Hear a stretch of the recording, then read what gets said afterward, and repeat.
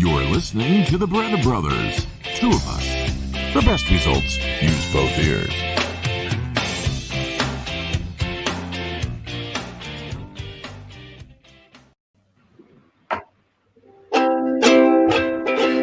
I've got everything that I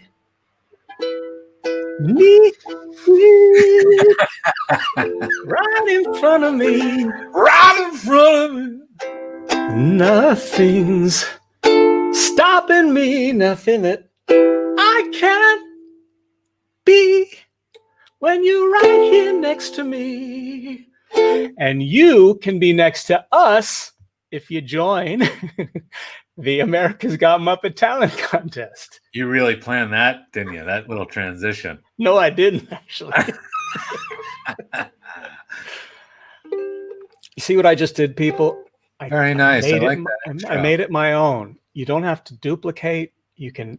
We got an entry today. I won't mention the name, but a really nice spin on one of the songs. The performer made it their own. So I don't think they know what you're talking about. Well, we put out a word that we're having on the 18th of this month, a live show called America's Got Muppet Talent. Yes. And we want not them, you. We want you to show us your best talent, and you can pick, you can perform. Pick your nose, hum. You can perform anything Muppet related. You can sing a song, you can dance, you can do a monologue, an impersonation, but no puppets, no puppetry. And no copywritten music, no licensed music. It has to be original to you. You can't play somebody else's music and sing along to it. No pre-recorded tracks, or else we can't play it live and we can't put it on our show. What I just did, people? Did you see what I have an instrument, I have a voice. I've got everything that I need right in front of me. All right, I want to know, did Frank Simpson catch that? He's saying hi from Montana. You got that? All right. Life's a fillet of fish, says Nick Kramer. Oh, so let's just finally go to the BarrettaBrothers.com and you will see a little link that gives you all the rules, all the breakdown of everything you need to know, where to send your 15 to 30 second audition video so that we can pick the contestants. And then we'll do a live show. You'll perform live and the viewers will pick the winner. It's going to be fun. And we get in now because, sorry, you have until the 12th to get your things in. We also have a special guest judge that'll be joining us. So we'll be 3 judges, but send them in. Have some fun. What are you waiting for? All right, shameless plugs. Go to GeneBarretta.com where you can see great art, great books. You can get close to the feeling of what Gene Barretta's like. You can go to, like I said, just go to the Barretta Brothers and find that stuff I just mentioned. Plus, you can subscribe to the YouTube channel and join our mailing list. Final thing, Gene's cool T-shirts, part whatever. They don't always have to be Muppety gang, but this is very Halloweenish. It was a T-shirt I designed for one of our local 5K runs. So I thought I'd bring it in since it was Halloween themed. I like that guy. Yeah. Well, so you know, we always kind of advertise who's coming on to our show. We put out a little tweet or something like that. And I put out a tweet about our guest for today, and my twit exploded. Thousands and thousands and thousands, tens of thousands. I've never even heard of him, so he must be. I know. He's very popular apparently. But seriously, like tens of thousands of people checked in and were very excited. And that's a lot of tens of thousands. So I love him to death. And we're sure you do too. Should we bring him on, Gene? Sure, why not? Ladies and gentlemen. No, you know what? Forget it. You know what I'm going to do first so we can look professional? Yeah. I'm still sitting in my comfy chair. Oh, you're going to change your chair? Yeah, he can wait. Let him wait. I have to have the right chair. Yeah. You know what I'm thinking? I need to put ink in my printer. Okay, Let me do go that. for it. Let me I'm do going to that. change my socks. Okay. Let me get this just going here. Hang on. You know what? I can't resist. I have to have a bite of my Reese cup. Yeah. All right, hold on. I'm almost done. You know what, Phil? Yeah. My carpet looks like it needs a vacuuming. You probably should vacuum. All right, he'll be on in a minute. Hold on. All right. Are we good? Ladies and gentlemen, Peter Linz. Oh my gosh.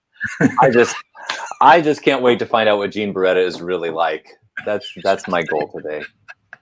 Wow. Hi, Petey. Hi, William. Hello, Hi. Eugene. Nice Hello, to see you, Pete. gentlemen.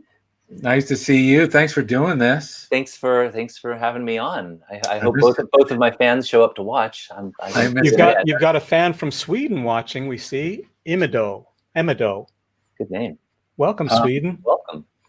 I miss seeing you in person. Yeah, for real. I miss being your hands. What are you doing without hands? You're just a stump. I can't do anything. anything. You just try and grab things with my face. Yeah. That's how I got to look like that. Oh, wait. I'm going to put something up right away. Hold on. Oh, Ready? All right. yeah. Happy 25th anniversary Oh to my Nuzzle God. Plays. Do you remember performing Sky and Nuzzle from the show? While you performing Julie's dad, Daniel, you did the exact same voice for my Muppet friend Walter. It's Stephanie. It's an entirely different character.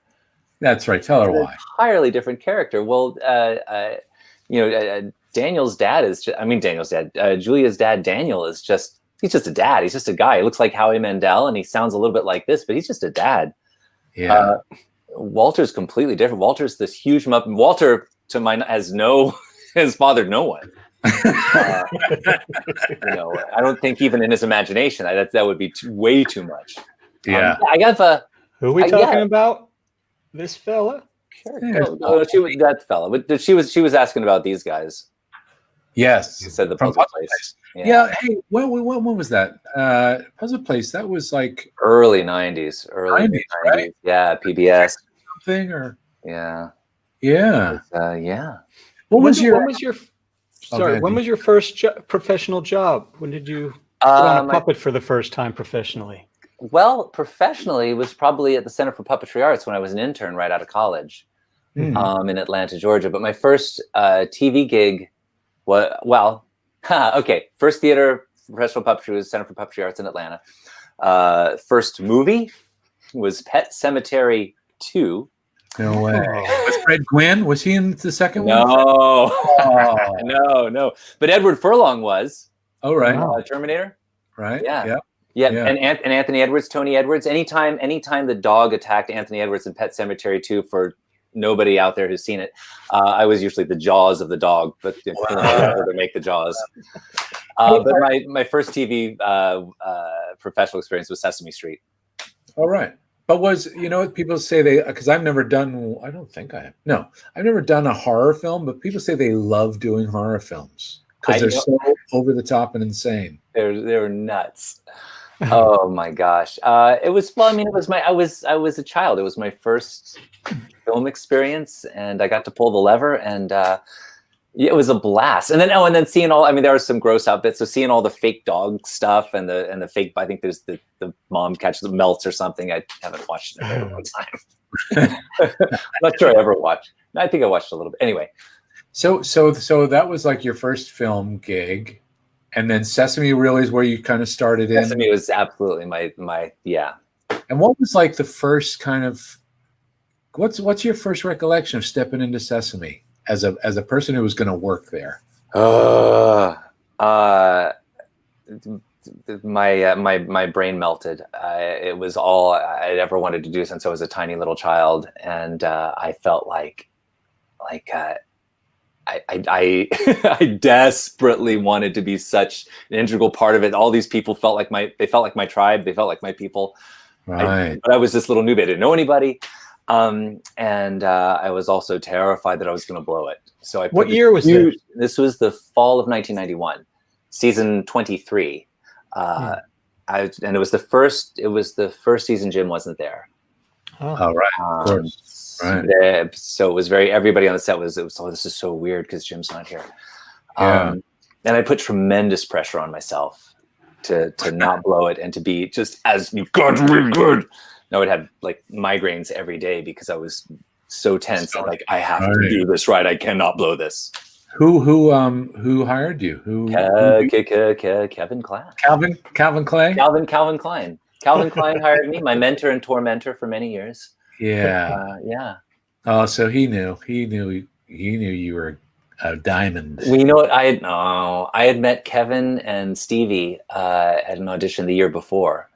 That was back when the first time they were going to sell to Disney, and they thought they needed puppeteers in the South because they were going to do shows like down in Orlando.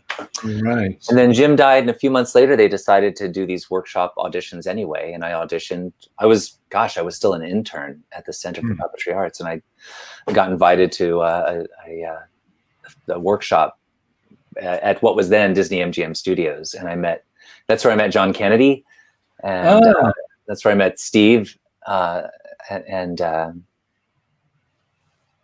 Kevin for the first time. Right. And Heather Henson was taking that workshop because we're about the same age, and she's like, yeah, I've never really taken a workshop to know how these things work. She's just grown up with it her whole life. How cool. So it was a pretty wild workshop. Gene, can we just look at where am I? Sorry, where'd it go? 19. 19. We have numbers. We have a code. Oh, We have a brother. Money business. We're going to ask you to actually pick a number. Oh my goodness! I love this picture. Now, your brother looks like he's really tall. Is your dad tall? Yeah, my dad was tall. I don't know how tall my dad was. He's taller than me. They were all taller than my oldest brother, who's not in the picture because he was already out of the house. Oh, right. They were all 6 feet or over. And my brother Mike, that's my brother Michael next to me. So can you tell us who everybody is here? Well, from left to right, that is my father, the Dr. Reverend Gerhard David Linz. And then there's the bald psychologist, Peter? Is he a psychologist? Oh my gosh, he was so many things. Yes. When I came along, he was a professional psychologist. Got it. He had also been, he also had a master's in electrical engineering from Georgia Tech, which he attended when he went when he was 16. Wow. After having traveled over from escaping Nazi Germany when he was 9 or 11. I don't know, just 9 or 11. Sorry, family. Yeah, he did everything. And then there's Blue George. And that's Blue George. That's Blue George, and the guy in the suit behind Blue George, the awkward-looking tween, I think, is me. Boy, can I just say, look at Jonah sitting right there. Oh no! Yeah, Jonah looks like his mom. You think? Oh, I see. Yeah, that's Aria. That's Aria right there. Oh, okay. And then my brother Michael, who's 13 years older than me, and my sister Stephanie, who's 10 years older than me, and that's my mother on the far right, who still lives in that house. And the house I grew up in. And the not pictured is my oldest brother, Christopher, who was 15 years older than me and who tragically died 4 years ago. 4.5 years ago. I don't think I knew that. Yeah. 2016 can suck it. That was the year that my brother died and my wife died. Yes. Oh my gosh! I have a vulgar pin. I'm sorry. Did I just block that out because I thought it was just too much for you to have to go through? Like I don't think I recall about your brother. I mean, of course. I have a vulgar pin that my friend Jennifer Barnhart, who some of you may know, gave me that year as a nice little gift. It's a nice one. Yeah. Anyway, we're gonna make up some buttons for this year too. Got a lot of choices. I just want to say, we're usually just light and fluffy, but I have to tell you, I just want to tell you how loved, and I know you know how loved your wife was and is, and what an amazing job you've done to take care of the kids and to continue to raise them, and what a phenomenal person you are. And I love you to death. Your heart is huge, and people can feel it. That's why they love you so much out there. They feel it. So that's very kind of you. I'm extraordinarily lucky to we have an enormous village. You know, it takes a village. Just the support network is huge. You know, and you're right. Marlena was and is very well loved and has some incredible friends. What an amazing guy. So my children have they've had many surrogate mothers. How to say among Marlena's friends. Oops. Right. Yeah. So okay. So sorry, I just wanted to say that because you know what, You have to. I wanted to. I'm glad you did. It's important. But then Sesame and you know, I was thinking about the first time. Oh, go ahead, Gene. Who was your first puppet you put on at Sesame? Wow, what a good question. I think one of the first things I did there, I mean, I just got pulled into this group scene. And back then we used to do a lot of group scenes, a lot of characters. They could just, if you just showed up on the set, they said, oh, hey, you come over here, hold up these puppets. There were 2 bugs. So I had to do 2 puppets at once, which is, it's okay if you're doing live theater, but if you're in TV, it's really confusing. And these bugs were pinned and sewed together because they were dancing. They were a dancing couple. And it was like the Bugtown Boogie, I think the final bit, or it was edited years later, where Ernie peeks through a hole in a brick wall and sees all these little bugs dancing. Yeah. And so I was these dancing bugs, and Carolee Wilcox was the wrangler at that point. And wow. I did the first take, and she was they were all excited. She's, you're doing great, just smile. I was like, oh yeah, smile. And you know how you make a puppet smile. And just open it up like, oh yeah. Was this Bugtown Boogie? I think that was. Josh Hankemeyer is mentioning that. Yeah, I think it was Bugtown right. Boogie. I think that's right. Here's a question from Redre PL. Oh, Peter Linz. What was the audition process for playing? We're going to jump around here, obviously. Sure. Yeah, no worries. We're just going to go everywhere. Yeah. Playing Snook. Yeah, the audition process was, hello? Mitchell Kriegman, yeah? You want me to leave the Broadway show I've been doing for 2 years and come be the lead in your new TV series? You're the guy who created Bear in the Big Blue House, right? And you just want me to be the lead? You can take me out to lunch first to talk about it. Well, okay. Yeah, sure. Okay, I'll do it. And then you sweated. And then I sweated. Well, I was coming right off of Broadway, so I was in better shape than I normally am. Avenue Q, right? Yeah. And so you were doing that, and well, like you said, Bear. So Mitchell had done Bear in the Big Blue House, which you also did, right? Mm-hmm. So I think people know Tutter and Pip. Were you Pip or Pop? Sorry, you were Pip. I was Pip. Right. Yeah, Pip. You know, you can tell the difference between Pip and Pop. It's not a joke answer; it's a real thing.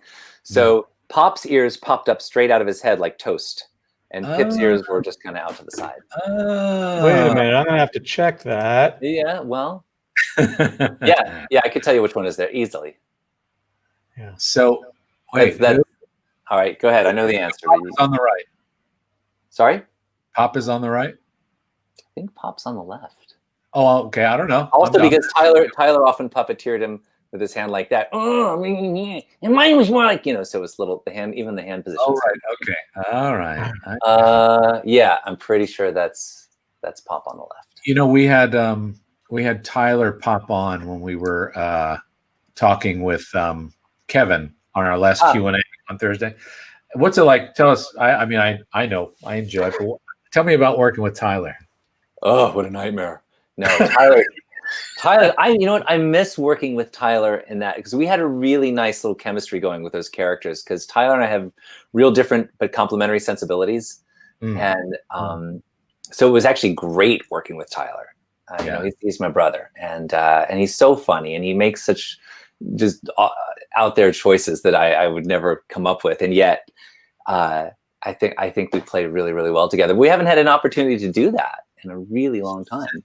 Since then, like to actually have a pairing, right? To have a pairing, yeah. I mean, I've worked with Tyler all the time on Sesame Street, but but to have a couple of characters like that. Hey, Gene, should we have him pick a number? Yeah, why don't we start in with pick a number, because we've got lots of them to pick from. So we've got, if you pick a number. I can't pick 19 because that was part of your secret code before. True. I've actually picked some of them already, but I'll let you know if you repeat it. 1 to 27. Roll the dice. 25. 25. Tiger says, I miss Pip. Aw. He's right here. Well, somewhere. Where? You know, I was at this carnival not too many years ago. Actually, it wasn't a carnival. It was Rye Playland in Rye, New York. It's actually where they shot a scene from Big. And they had those cheapy carnival prizes stuffed with styrofoam pellets. And this thing was hanging up. Is that kind of surreal when that happens? It is kind of surreal. It was like years after the fact. And I think, I'm trying to remember if I was with Tyler, because Tyler's really good at winning these carnival things, or if I wanted, I don't recall because I have a brain like a rusted colander, but it's enormous. And I don't know if you can hear it. It's just stuffed with those really cheapy styrofoam pellets. Oh, yeah. Yeah. Those are insects crawling around inside. You should cut them open. What's crawling around inside? Insects. Like bed bugs. Yeah, yeah. Oof. All right, number 25. Yeah, here we go. 25. I got some more bear trivia about this thing behind me. Oh, Look at those guys. What a bunch of chuckleheads. This is That's Hollywood. the Hollywood Walk of Fame. Yeah, that was a trip, wasn't it? That was pretty wild. Yeah. Is there confetti on the floor? Uh-huh. Yeah. I was carrying some in my pockets and must have fallen out. But yeah, that was a fun day. Yeah, that was a fun day. What did we do besides? We did a little puppet show. Well, yeah, that's right. We did like a little presentation right behind the wall thing. Mm-hmm. Yeah. That's right. Yeah, that was cool. Yeah.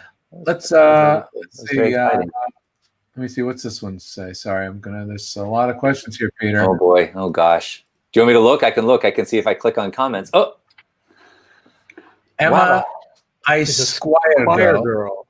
Yeah. Squire. I know. Squire Emma is Squire girl. Emma's is Squire girl. Yeah. Yes. When and how did you get the opportunity to play Ernie and a Harry Monster on Sesame? That's two different questions. Well, I've worked on Sesame for however many years, and they were looking to, Jerry passed away a number of years ago, and they were looking for a new Harry Monster. So they had held auditions just basically within the Sesame company of Muppet performers. And I got the job. And there we are. And similarly with Ernie, although there was a little 3-year bump in the road on that one, there was a differing of opinion as to who should perform Ernie. So there was a 3-year gap after the audition. Right. But then afterwards, Matt Vogel, who's our puppet captain on Sesame Street, along with Marty Robinson, talked with the producers, and they both said, we want Peter to be Ernie. And that's how I got Ernie, and that was maybe 2 years ago. That has to be dreamy. That has to be dreamy, right? That's like the character that you go, oh, who doesn't want to be Ernie? Yeah. Right? The interesting thing is, it's a huge honor. It's such a thrill to get to play this character. But I never, even when I was a little kid, never started out saying, "Oh, I want to be Ernie on Sesame Street. I want to be Cookie Monster. I want to." I never wanted to be someone else's character. I wanted to do my own characters. Sure. And that being said, I've been incredibly fortunate to be able to do both. Right. Original characters like Walter and Joe the Legal Weasel and Sky and Tutter and Pip and all those guys. But then also getting to do these incredible, Bill, you do the same thing. Both have that. Yeah, we both have that, where we get to do our own characters and we get to carry on the legacy of some of these established characters that were. Well, I never, I didn't think I was ever going to be a puppeteer, right. But the ideal, like once I became one, or once we're in it, you think about, oh, what character would be fun to do? Wouldn't that be fun to do that character if you had the, Mm-hmm. Even standing in for people is fun because you get a moment to do that. Definitely. But Ernie, I just love Ernie. Yeah, me too. And I got just one of the greatest serendipitous things about me getting to play Ernie is that one of my best friends, Eric Jacobson, plays Bert. And I've said this before on Matt Vogel's podcast, Below the Frame. It's excellent. Check it out. Below the Frame, wherever you get the podcast. Yes. That Eric's personality kind of leans a little more Bertish, is very deliberate. Not that he's not Bert. He's completely, fully formed human being, but Eric is very, he's methodical. He's pretty Bert. Oh yeah, am I sure? Is he going to see this? Because I'm not sure, Gene. Pretty Bert. You know. All right, here's another question. Okay. The Mo Show Productions. Now that Walter's back, where would you like him to go in the future? New Zealand, Mo. I'd love for him to go to New Zealand. Why? Because that's where Mo is. That's where. No, that's not the Mo Show. I'm sorry. Oh, I'm sorry. Wrong Mo. Different Mo. I apologize. Different Mo. That's a different Mo. I'm sorry. Just doing it. Wherever the Muppets go, that's where I want Walter to go. How's that? That's good. Let's talk about Walter. That's a totally different Mo. I apologize. There's a Mo Show in New Zealand, and it's a dear friend of mine. And okay, different Mo. Okay. I mean, it could be. I don't know. How do you know? How do we know? The image. Oh, because, I see. Because this is here. This is the New Zealand Mo Show. Boy, I have so much. Oh, okay, I got you. That's okay, a different Mo Show. Got it. You have so much stuff. I have so much. Well, here's the thing. All behind you. I had all this stuff, and my late wife, you didn't want puppet crap all over the house. You wanted a grown-up house. Right. So all the puppet crap ended up in my office. And actually, this bookshelf behind me was season 4 of Bear in the Big Blue House. It was it was a bookshelf it was a set piece from the Woodland Valley Library. As the Carpenters built these bookshelves, and when the show was done, they're like, "Do you guys want anything?" It's like, "Oh, I want a bookshelf." So cool! What a great idea, Peter, to think of to grab that. That's awesome. It's a nicely made bookshelf. I see a question here. I should ask before it gets away from us. Oh, from Chris Miliano. How'd you come up with the laugh for Joe the Legal Weasel? Boy, Billy, you were watching, so maybe you have a better answer than me. I was kind of nervous because Bill said, we were shooting these things for Disney. Is it Disney Plus? Yeah, it was Muppets Now. It was Muppets Now, and gosh. And Bill said, "I want you to do this Weasel character. Have you thought of a voice for it?" And we stood around with me and Bill and Jim Lewis, Kirk, and was Eric there? Kirk, I think Kirk Thatcher. Yeah. And I said, "Well, I mean, it's a cute little puppet. You're like, kind of even sounds like this, but that's a little on the nose, and maybe you try a gruff thing." And I said, "Oh, what if he's just really straightforward, really boring attorney guy?" And I started laughing right away. You started laughing right away. And like, yeah, that's it. Everyone's like, yeah, do that. But the laugh was between takes. One of the first things we shot with him, well, it was him and Kermit doing a legal disclaimer. And I don't know and I was kind of nervous because everybody's watching this. It's a new thing. It was just supposed to be a one-off. It wasn't even supposed to be anything really. And I don't know. I had this kind of nervous energy in me, and this guy was so straight, and it just came out. I have no clue where you do it. Well, I don't know. Do it on command? Dance monkey dance? Oh, I don't know. I'd probably not. Maybe if I went over here.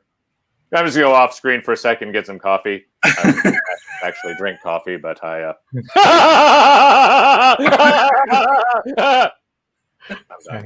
Thank you. But I just figured we were leading up to it. Maybe No, but so the laugh. I don't know when the laugh popped out. You just did it because there was such a bad joke.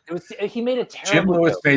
Jim Lewis came up with some really bad joke. You did it, and it was so bad. I think you just did the laugh, and then we realized there's nothing better than a lawyer with a really bad sense of humor. and I kept saying to Peter, the more we can get him to laugh after a really bad joke, the better. And people were like, no, it's too much. I was like, no, just get him to laugh. You made me feel so good, Bill. You were laughing so hard. It's so funny. He was such a bad sense of humor. Well, I remember thinking, it's like, this guy, he's an attorney, wants to be an attorney. It's his job. He leaves the performing to the professionals, but every now and then he takes it a zinger. He doesn't really. He's not a frustrated performer, although it may seem that way. He's not a frustrated performer. No. He just has a funny thought every now and then, and thinks these show folk might appreciate it. Yeah, my little backstory in my own little world, though, it has nothing to do with you and creating him. Is just that he wants to be like, because he works with the Muppets, so like he feels like it's necessary to do like a little joke. Fit in with the crowd. Yeah, he wants to That's fit right, in that's a right. little bit. But I'm just one of you with a suit and a higher Yeah, education. we're the same. We're the same. We're all Yeah. the same. Yeah, we're the same. Don't be intimidated by my law degree. Don't let the food fool you. Did you guys see? It was it on Tough Pigs the origins of the real story, the true story of Joe the Legal Weasel? It wasn't quite called that, but it was the No. history. Gosh, I apologize. I can't think of the wonderful person who wrote this article, but it was brilliant. It was really interesting about the history because that's an old Muppet Show puppet. It's an old prairie dog. Right. And he yeah, did a whole expose and showed all these pictures, these different iterations of who Joe the Legal Weasel really is. And I desperately wanted to write a cease and desist from Joe through the website to the author of this article. And I never did it, but I thought that would have been really funny. This is classified. You have no right to be. This must be taken down immediately. Right. But let's talk about Walter for a sec. Okay. So can you tell our friends out here and folks out there kind of how Walter came about? Did the process of getting that character? And That's a long story. Well, there was an audition. right.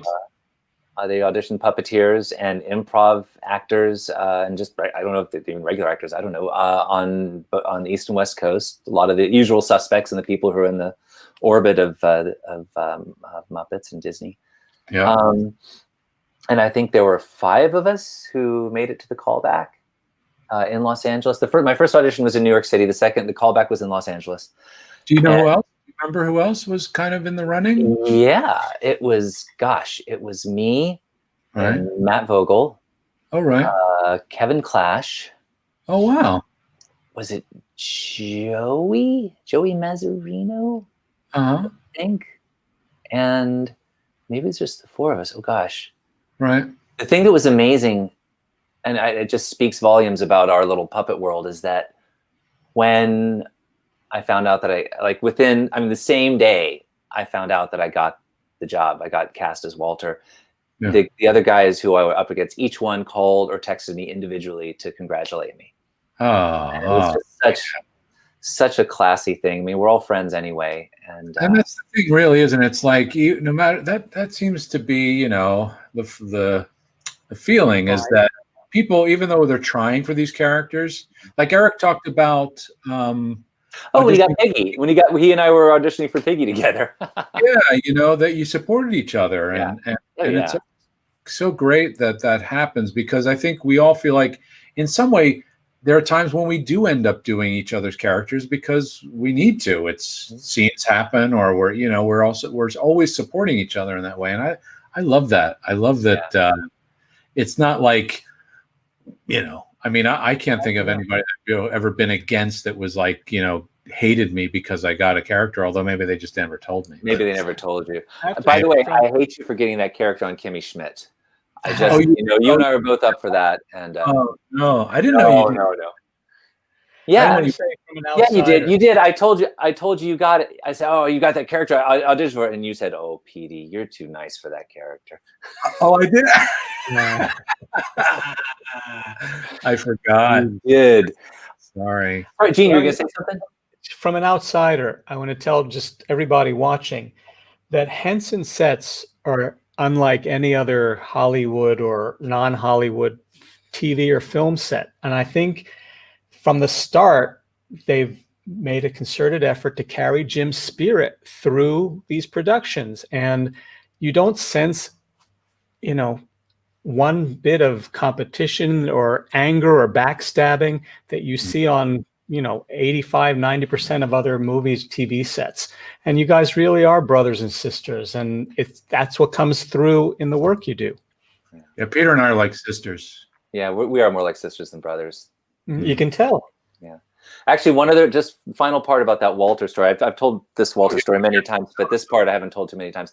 And that is that when we started doing the film at the first table read, I was doing the voice of Walter as a character was like Michael Cera, because I had been told during the audition process that if they were casting a human, they would have cast Michael Cera. So we read through the script, and this guy, this Bill Barretta fella, says, Walter's not he's a child. He's not a child, is he? Well, he sounds really kind of young, and the puppet looks kind of young, but he's supposed to be like in his 20s.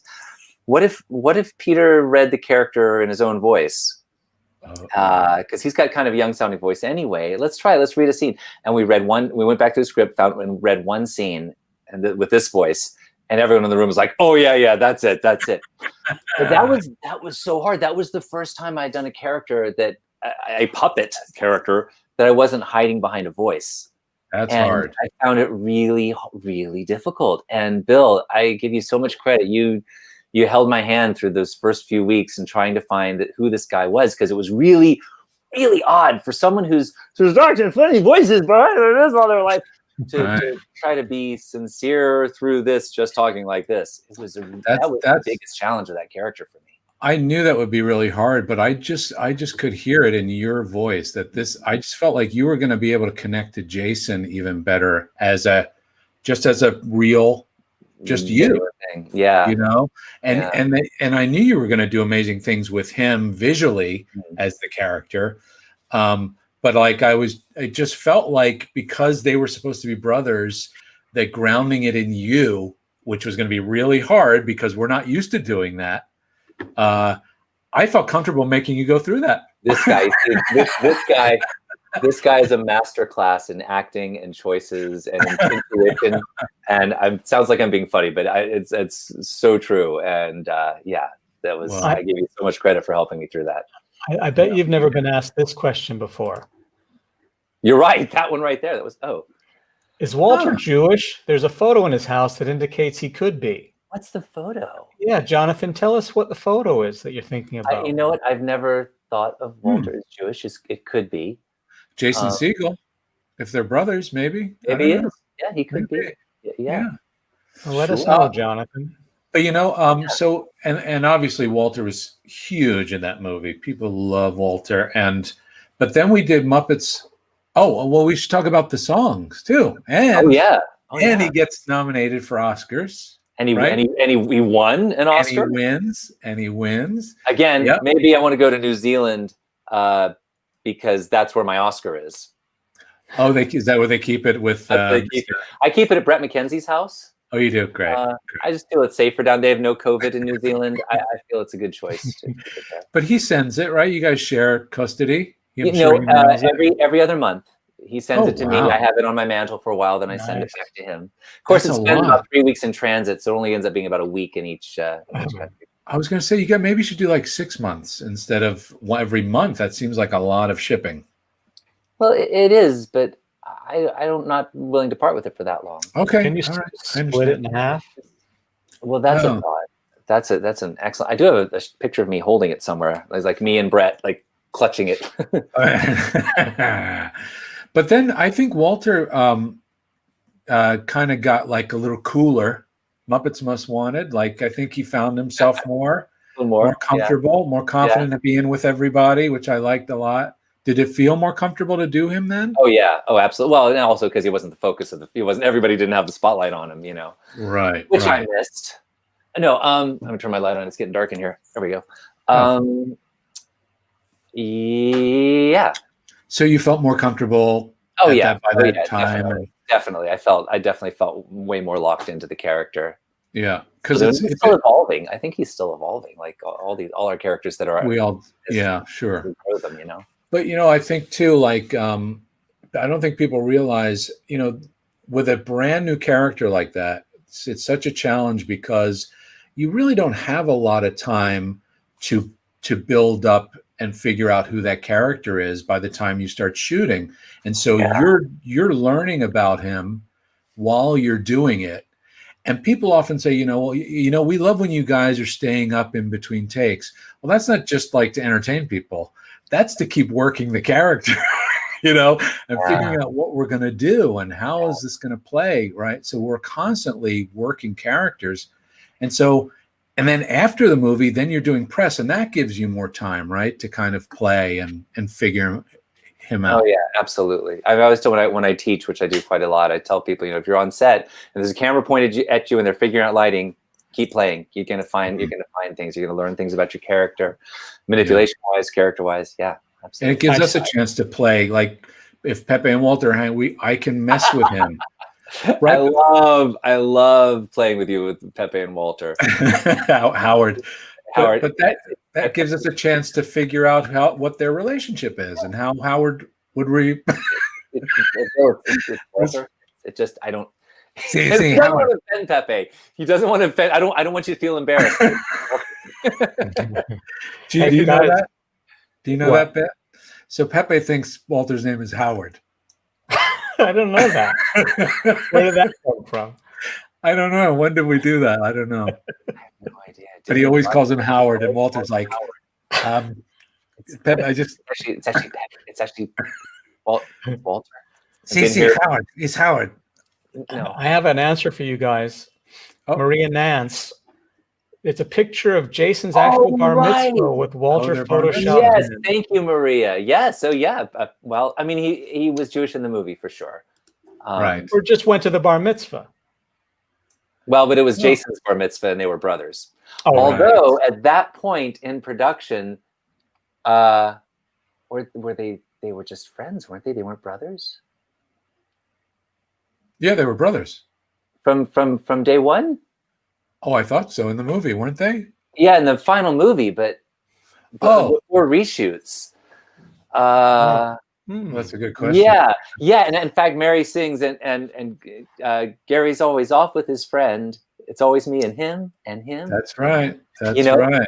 They were That's friends right. originally, and when the reshoots, they became brothers. That's right. Wow, I completely forgot about that. Hey, Well, I see, have a question. good thing you're here. Set the record straight.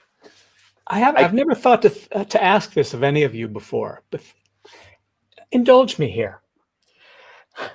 You were talking about taking over characters from the puppeteers who originated them. Do you ever think about that as part of your future? You know, how you might feel when these characters you've originated have to be passed on? No, Yeah. occasionally I thought about that. How do you think Yeah. you'll deal with it? Well, hopefully, well, I've got some really good role models. You know, the way Carol, had the auditions and chose Matt to be Big Bird. The way Jerry, also chose Matt. And how Disney also chose Matt to be Kermit. And then Uncle Deadly was, well, that's Matt. That's also Matt. I have to go. And after So and then the answer is Robin I'm going to have was, Matt. Matt's going to play Robin- my characters. right, that's what I was hoping. I hope Matt can do Pepe. And I'm counting on Matt to do Walter and Right. Joe Weasel. So really, that's it. We're just hoping Matt Ernie. can do them. I think Matt's Matt can. calling. Yeah. Oh, is he? That sounds just like Walter. Go Oh, for it. he's doing Work it on already. that. He's Work been on working it. on it. Yeah. Great. All right, A we're legacy. recording. Got to go. Here's one. Ah. How did Peter and Noel McNeil meet? I met Noel in my very first season of Sesame Street. Noel was one of the regular puppeteers there at Sesame. Can And you that's how we met. can you talk about what that means to be like a regular, like a lot of right hands, background character? Do A you lot of build right up? hands and backgrounds? Yeah. Do you build up? Do you start as a right hand, or you do? You know, sit? How does back that- then, traditionally, you did. Traditionally, I mean, like I think Richard Hunt was like 7 years doing right hands and background characters before he before he was allowed to talk, and that's kind of how it was for me. It was like 6 or 7 years before I started getting characters. I mean, I would do every now and then. Kevin would throw me a bone, and I'd get a character with a line, be a delivery guy or something. Right. But for the most part, I was background characters and right hands and assisting, which is a phenomenal way to learn. The good thing about it is that you have a chance to grow and learn slowly from the masters. You're surrounded by people who are way better than you, and you're like, I was a sponge, just soaking it all in. The bad part about it is that, oh my God, I just want to be a character. Wonderful. Yeah. Here Can I are put up- comrades in arms. Oh yes, there's your gang. There they are. Yeah, What a Golf. team. there. That was Most good. of the new brigade, in a way. Not Yeah. well. It's a mix, isn't it? Really? There's some yeah, it's a mix. Yeah. I mean, I think Marty, Pam, and David have been there the longest. Right. So, but Sure. when I started, I mean, of course, Jerry and Carol were there every day, and Right. and I mean, Richard he wasn't working anymore, but he showed up a couple of times. Right. How about Fran and Camille? Do you have a recording anywhere of you singing Purpose? God, I hope not. We need to hear it someday. Oh, you're very sweet to say that, Stacy. It's actually, that entire score is just a little bit out of my range. It's a little high. And Gary Adler, who's our conductor, music director, was really sweet. When I went on, he would find ways for me. We might change a note or two here or there. Also, I mean, that John Tartaglia was amazing doing Purpose. This is a song from the Broadway show Avenue Q, and he's running around and it's very physical with the puppet. And it's a very aerobic exercise singing on a Broadway stage. And that was I love, what I love singing from Avenue Q is If You Were Gay. Oh, the Princeton and Rod song. And it's a great song. Yeah. I said Princeton and Rod. It was not. It was Help. Nikki, Rod and Nikki. Rod. They're kind of the Ernie and Bert type characters from the show. Right. Hey, do you want to pick a number? Spin the wheel. 12. Number 12. Let me grab a question. Well, we did 12 already. Peter as Brian on Avenue Q. Oh, yes, I even played a human. We did 12 already. Pick another. I saw that video, Shannon Wynn, and I'm so flat, I can't watch it. Wait, what's happening? What are you reading this stuff? I'm sorry, I'm cheating. Is that cheating? Taking our hosting duties away? All right, I'll put it back. I'm not looking anymore. Oh, there's a video of you as Nikki doing. Oh, okay. That's what you're. I got you. Okay. All right. That was Shannon Wynn. So there's a video, folks. If you can find it out there, there's something of him playing Nikki. It's so flat. It's really. I mean, stop it's a little. No. See, the nice thing about film and TV is that you go into a recording studio and you record the song and you get a bunch of chances to get it right. And even if you're not right, there's little software tweaks so they can make you right. And we get Ed Mitchell to help pitch us and all that stuff. Oh yeah. Can I put one question up before you do the number? We have to pick another number, Peter. We used 12 already. Oh, 2. Okay, hold on. No, we used 2 already. We did 2 already. Here's a question for Peter and Bill. Jennifer Tilly is one of my celebrity critics from Jesse Oliver. What was it like working with her on Disney Drive On? Do you remember? I do remember. She was a delight. I have a terrible memory. I remember being there. I don't remember what I did with her. I don't exactly remember what you did either, but she was funny. And I just have more of a sense about it. And I remember it was a very positive experience. Yeah, we work with so many different people, and she was, gosh, yeah. Nothing in particular pops out because I can't even remember what I was doing in it, but I don't know. She was interested in Bobo or Pepe. Was that what it was? Oh, right. I think they had a relationship. Hey Jesse, of all people, you need to put one of your characters in your little circle icon thing. You can't just have a blank silhouette. Come on, get with it, Al. Jesse. All right, so you got to pick another number. Spin the wheel again, Peter. Between 1 and 27. 13. Lucky 13. 13. We do have a 13. How do you? I'm so curious about this system. How you assign numbers to questions? Tell us about shooting this. That was the first scene we shot. Is that? That was the first scene that I shot in the film as Walter, and I had to get through that door on a mechie cart, which is like which mechanics, like backyard mechanics, you slide underneath the car to work on it. And I had to get so low. I was basically on my back with my larynx crushed. Right. Those were new tracks we used too. Actually, there was a new idea. Oh yeah. We used to use the dolly tracks, which made us high off of the ground, right? With the wheels and everything. With the wheels on a track and then the cart. On the high rail. And then Michael Koo came up with this triangle track. So it was only, it's a long steel triangle that went flat and was kind of flexible, but very sturdy, and would go right on the ground so we could get everybody lower. Really low. So you could go under doorways and stuff, because we would cut off the bottom of a doorway. A lot of this film was a real challenge in multiple ways, but in particular because the best way for us to work is with the sets elevated, so we can stand up. It gives us the greatest range of motion, the greatest range of expression, freedom to move around. You can fit, if you have to fit a bunch of characters in one scene, it's much easier if we're all standing up. We can fit tighter together than if we're sitting down and spread out. So that set was just like a human set. It was not raised up, and we had to get really, really low. How about remember coming down the steps out of the house? What we did? Oh, in Muppets from Space. No. In this one. In this one. Oh, yeah. Coming out of the house, out the door, down the steps, and down the walkway. It was a roller coaster when they're coming down the steps with their suitcases. And we had to make it look like, we're going down the steps as I'm like on my back on this little roller coaster ride, basically. And we're holding a rope at the back of it so that he doesn't go too fast, because it's supposed to look like he's going at a.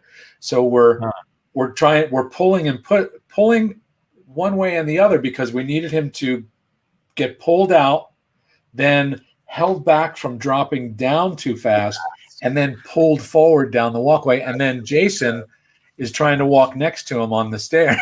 And all that crap down below, he's got to not trip over or look at, or he's got to have a clear path as well. Yeah, that was crazy. I think I had Matt assisting me for all that. Man, that was a challenge. That was a good one. Yeah, that was a good one.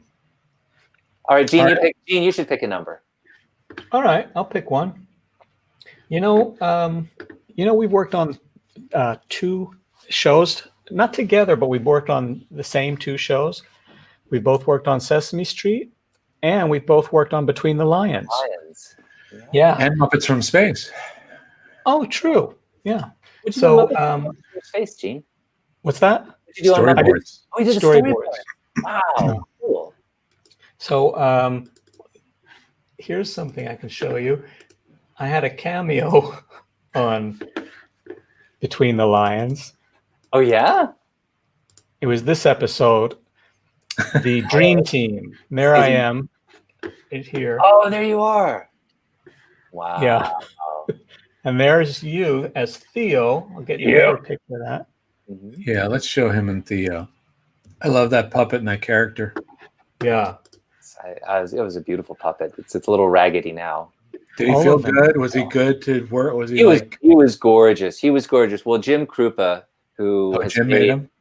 Jim made the mechanisms on the inside. I think Heather Kind of looks like Jim Krupa. Yeah, right? He does. But just like butter, that eye mechanism. My hand was inside Theo, and my middle finger made contact with this little ring that I could pull and open the eyelids really wide, or let them go down and he'd look sleepy. And usually I just rid them kind of just halfway, so I'd really a lot of expression. And there was a separate cable that did his eyebrows that I didn't use quite as often. But Jim Krupa made the mechanism for Snook. He made the for Snook the Sloth and for Theo, Right. and a lot of others. I was mentioning Tom Newby made this eye control for Clueless in Treasure Island. Yeah.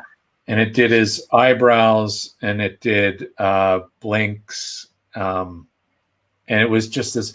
But you know how you want to be in control of those eyes. That's why it's so great to have that mechanism in there.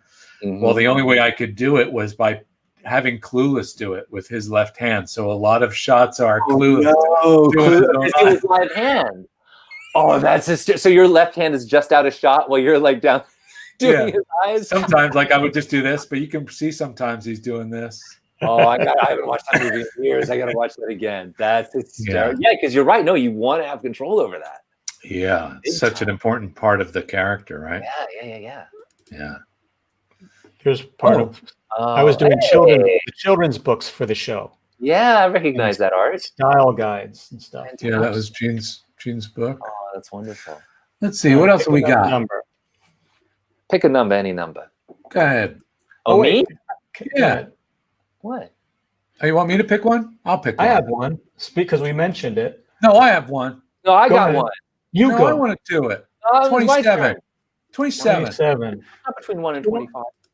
All right, 27. Here we go. Some other stuff on the shelf. So I thought this was fun because I feel like this is the real life Walter. Yes, that is the real. I mean, now to be fair, there are a lot of real life Walters out there. I found, and Well, but not all think about guys. this. But think about this, because Ryan ended up working with Muppets. That's true. Right? True. Yeah. So he started off as a fan, and Christina met online and was talking, and got him to come to our premieres and stuff. But I feel like he's had a bit of almost a parallel journey of, in a way, becoming a part of the Muppets as a fan. Yeah. Oh, hang on a second. Someone at my door. Oh, it is someone at my door. What? This is kind of cool. A special guest appearance by the lovely Alice. Hey. Wait, you made it east. You went east. No, I'm knocking Wait, valuable memorabilia off your shelves. Peter. What? Can you just give her your ear, your your left ear? Yeah. Give her your left. Yeah, there you go. Look, you have to be close. That's good. Oh, See? give them an excuse to cuddle up. Hey. Hi, Dolly. Look at that couple. Are we live? Aren't you guys cute? Well, we're live Yes. to Hi, Alice. Now everybody knows. Oh, Now you're everybody breaking knows. scoop here, fellas. What news? Alice and I are friends, and we're in the same room together. Just What hanging news? out. What's the news? Just hanging out. She It's flew Julian east. Sky. to be your friend. It's Nuzzle and Sizzle. Julian's guy. Look, they're all very excited. Look, I was in New York. Aunt Sam Thompson 9 says Alice is in New York. Hi, sweet Alice, says Aw. Jesse. Oh, hi, Hi. Jesse. What is Peter's favorite kids TV? Oh, never mind. Sorry, I'm reading We the had a wrong. good time with Alice on an earlier episode, and Peter was chiming in there too. That was fun. That was a good episode. That was when I was Here's in Los Angeles. sharing earbuds is pretty conclusive. Exclusive. Shows this picture that my daughter's made for us. Oh yeah, I love that. I don't know That's if you and Yeah. look at Yeah, you from and Alice. So Well. cool. What you doing, Alice? You hanging out? Yeah, I'm just hanging out. Trying to, there's a very annoying cat in heat downstairs. Oh really? We picked up a pair of kittens last year, and just been waiting way too darn long to get them. They're indoor only. They're sisters, and they desperately they have a date to be neutered. Spade, female cat, spade. Oh, got it. But they haven't been yet, and they're really annoying. Yeah. What's happening downstairs? Oh, more of Iconic's blue suit. Yeah. What do you want to see? Go ahead, Peter. You just pick one. Oh, really? It's Fizzle and Nozzle. Yeah, that's how we remember them too. That's hysterical. Your daughters are amazing artists. That's true. They are. They really are. What's your favorite item in the collection behind you? That's pretty good. Yeah. That's What is it? Do you have a favorite? That must be hard to He's figure out. behind me. Oh, it's Alice. Alice is my Alice is the favorite item. if the house were burning down and I had to grab one thing off this shelf, gosh. You know what's one of the most fun things about doing this show, Billy? What? We're starting a trend with all these surprise guests that are I even know, surprises it's the to best. some of the hosts and stuff like I that. love it. I love it. And look who I couldn't have a better gift. Look at her. Look at that girl. this lump of coal that my brother put in my stocking one year. Now, I don't know what's a brick from my high school that was torn down a number of years ago. Here's one. I'm just going to take a stab at. I don't know what it says. I haven't read it yet. Okay. Maria Nance says, I know you're not active on Twitter, but did you know that Walter is getting a fan renaissance? Art, video edits, headcanons, etc. on Twitter. We love that guy. Oh, I had not. I did not know that. What's a headcanon? Maria, what's a headcanon? Yes. What is a headcanon? And does Walter? I wouldn't even know how to begin following. I mean, I know on Instagram I would look for like hashtag Walter or Muppets or I whatever. guess. Yeah. You can tell us what a headcanon is, perhaps. Oh, Casper Kane says Alice has a lovely smile. Thank you, Casper. She's also got smiley eyes. She does. That's true. She does have smiley eyes. Here, let's ask this one. Peter, what is your favorite kids' TV show to work on and why? From Luke Roberts. Do I have to pick a favorite, Luke? Oh man. How about Alice's favorite for you? Oh yeah. What is? Yeah. Thank you. Well, What he said. I do love Bear in the Big Blue House. Yeah, that was a pretty good that's one. That's a pretty Yeah. charming and special one. But anything, I mean, there's nothing that beats Walter. Yeah, but that's not like a kids show. show. That's not really kids show. Would be like Puzzle Place, Word World, Right. Big World, Little thing called Sesame Street. Sesame. Oh yeah, that thing. That's kind of cool. Is that thing? That's too. No, that's a little on the nose, isn't it? Okay. I'm trying to find something unexpected. Should we have Alice pick a number between 1 and 27? Okay. Done.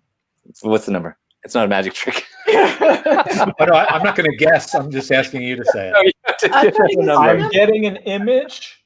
Oh wait. Give us We a have number between 1 and 27. That's the headcanon. Okay. I'm going to let our host. Thank you. Oh. Headcanon's wait. like something you think about a character that hasn't been confirmed officially. Thank you, Megan. Thank you. Thanks, man. So there's things out there that. Yeah. I think the character is this. Like, I think Walter would love to go on ice cream dates or something like that. I see. Got it. And a Headcanon. Thank you. That's a very excellent Walter definition. would like to go on He- ice cream dates. he He's would. a little lactose intolerant, is my headcanon.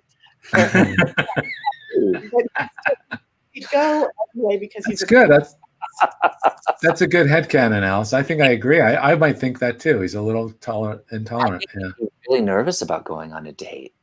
he would. He really would be really self-conscious and basically 14, 15, 16, somewhere in there going on a date. I think that would be his mental, not that he's older than that, but I think that would mentally, that's where he is. Yeah. Yeah. So- All right, So Alice, pick pick a a number, number. please. Okay, 13. Oh, We've done it. Done We it. did it. Okay, All right. 6. 6. Okay, This here we is go. fun because there's more to explore here. oh, lips. Lips. So a character that you've taken on in more recent years, but haven't really had a chance to play with as a full character yet. Had much opportunity to explore lips as a full character. I mean, it was Steve Whitmire's character, and he didn't talk that much. I think, I mean, in the ABC series, we heard more from him probably in the ABC series than we had, the previous 25, 30 years.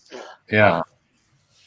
I haven't really had too much of a chance to. I've certainly played with the puppet a lot, with Hollywood Bowl. Yeah, sure. But yeah, there's still, I don't know, somewhere to go with because we don't know a lot about him. It'd be nice to know more about him. Yeah. Picture number 6, it looks like he's giving us the finger. I mean, what is that? Did you see that? Look at that photo. He was giving you the finger on his trumpet? Well, what? Yeah. No, that's his index finger. That's his index Oh, finger. okay. All right. Alice.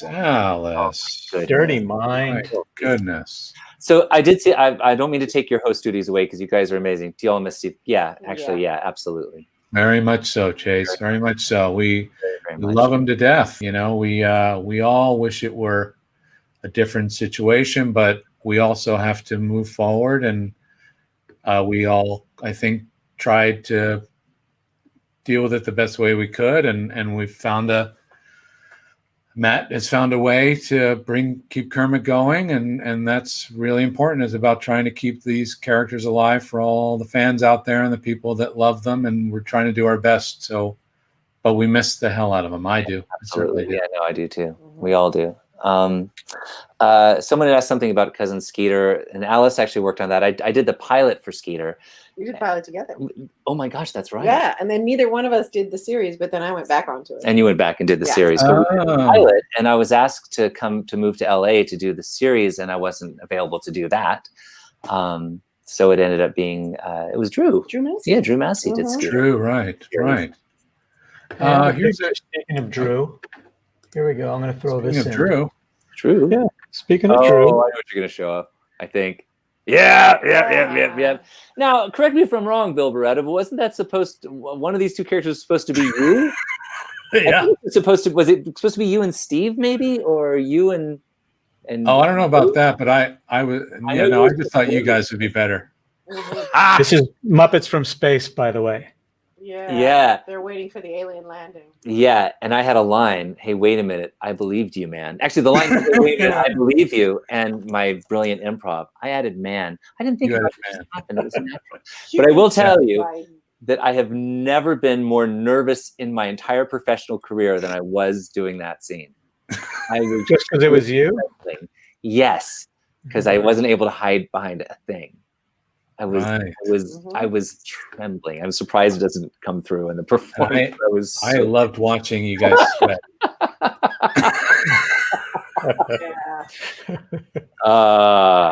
Frank and Dave have trained you well. Yes, that's right. That's true. Wait, where's the? Wait, I had something. I can't find. I don't see it now. Here's an interesting one. Andrew Lyon. Has Rizzo been recast? Has Peter taken over the character? I saw Rizzo pop up for the Disney Family Sing-Along 2 special, so I'm just curious. Actually, no, Andrew. Has he been recast? And no, Peter hasn't taken him over. At least I don't think so, right, Peter? No, I haven't taken him over. But we thought it would be fun because it was just a group chorus to have Rizzo in there, pay a little tribute. But no, it's hard to just recast people. It takes some time, and it takes people who are familiar, and we hope that at some point maybe, but at the moment there's nothing specific, right, Petey? Yeah, no, there's nothing specific in the works. Maybe we'll find a good replacement in our future episode of America's Got Muppet Talent. Oh, plug that on the 18th. Oh, that's right. Yes. We'll talk about that again at the end. Can I just also? I know it's already 3:06. So Peter, I just want to ask you one other thing, because I don't think people realize on Muppets from Space how much you had to do with that movie as far as Miss Piggy goes, and because Frank wasn't available to do it, and he did one of the scenes or two of the scenes. I think he did everything that took place in the TV studio, the UFO Now or whatever the show, right? And the fight scene he did with girls. Yeah, but you're you just I don't know how that would have been nerve-wracking for me. I mean, I don't know. I wasn't actually as scared about that. Maybe because I didn't know to be. Maybe if I knew more, I would have been intimidated. But Steve, we were young and stupid. Oh yeah, and now we're much older and stupid. Steve did Piggy for 1 or 2, and he really didn't want to. He really did not want to do the pig, and I was like, I'd do it. And he's like, "Would you? Fine, yeah, you do it. You can. It's yours, please." Yeah. And you, Bill, thank goodness, you didn't know me that well. We didn't know each other that well, and he's like, "No, you sure you got this? You up for this? You sure you want to do this?" I was like, "Yeah, please." Okay. And you did. You were phenomenal. It was amazing. And yeah. I remember her going up the stairs. I remember that moment. And entering the movie when she first walks into the lab. I think it was you, me, and Brian making the lab. Because her entrance into the film, and she's supposed to walk in the doorway, and then she stumbles and falls, and you come up to me in your Bill Barretta way, and you whisper, why is she falling? And I said, she breaks a heel. Okay, good. Like, you just want to make sure I was being specific and not falling for falling's sake. It was great. All right. And you can see it. You can see she does, if I'm thinking about it now. There's like a click. Yeah. There's like a thing in her that cracks. Coming down. Yeah. Yeah. And Brian because you guys weren't happy with the way it looked when it was just me doing the puppet. And I think you tried, I don't know if Brian tried the puppet on, but you tried Piggy on, and you guys like, no, I can't do it. You gave it back to me. Yeah. And then you said, what if I do this? And you put your hands up under the puppet to give her legs. And then Brian jumped in, and he grabbed onto her waist just below frame to make her hips swivel more. So the three of us did that scene together. Wow. Yeah, you did a lot in that movie, man. Amazing. Such great work. No. So good. It's fun. Well, I don't know, Gene. What do you think? Should we get rid of these lovely people? I'm sure they have better things to do with their lives than. Well, we got to go cook dinner for a few children. Yes, I'm sure. What are you having? What are we having? I'm having a miso chicken and a ginger soy zucchini. Wow. Yeah. This one. Wow. I was working all last week on Sesame, and so she's been. I should be cooking now. Actually, we do better cooking together, but. Very nice. Such a cute couple. They are. Well, what? They are. Well, all right, cute couple. All right. Gene, anything else? Gene, anything else you can? I don't think so. I think we covered a lot of ground that we can always, there's a lot more to talk about in the future episodes if you will come back at some point. Oh, well, this has been such a nightmare. I don't know if I'm going to make it. Or maybe a pop in. Maybe we'll surprise some other people in Yes. some other shows. The two You of guys- you have to jump in on someone else's show. Oh, Since you've done it as individuals. Now you have to do it as a Have you pair. talked to Matt? You've talked to Matt Vogel already? Yes, Okay.